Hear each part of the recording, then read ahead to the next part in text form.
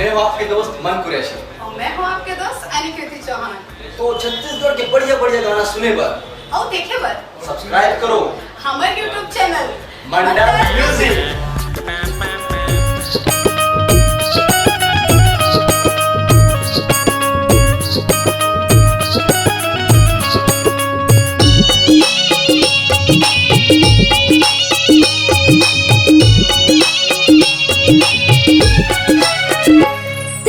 गजरामा किया मोर बिछिया गवा के तेंदु गजरामा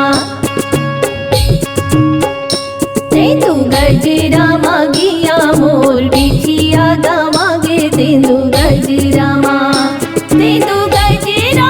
रे तेंदु गजरामा ना तेंदु गजरामा रे तेंदु गजरामा किया मोर बिछिया गवा तेंदु गजरामा गिया मोर बिछिया गवा के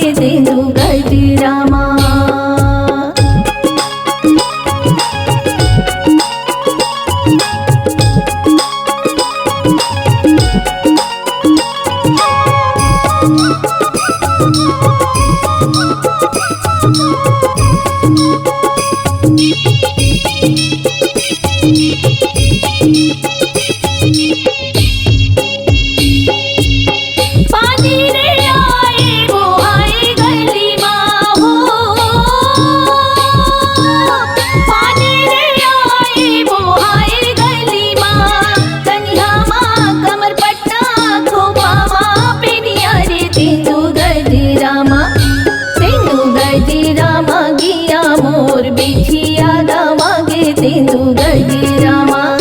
तेंदु गजरामा किया मोर बिछिया गवा के तेंदु गजरामा।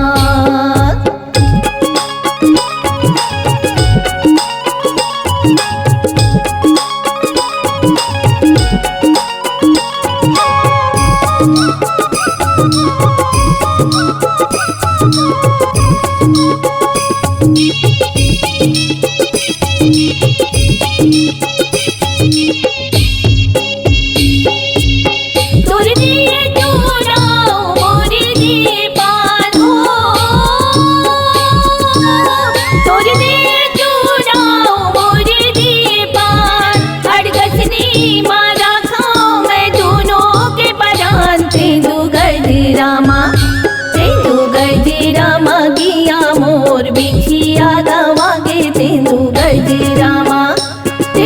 गजरामा गिया मोर बिछिया गवा के तेंदु गजरामा रे तेंदु गजरामा ना तेंदु गजरामा रे तेंदु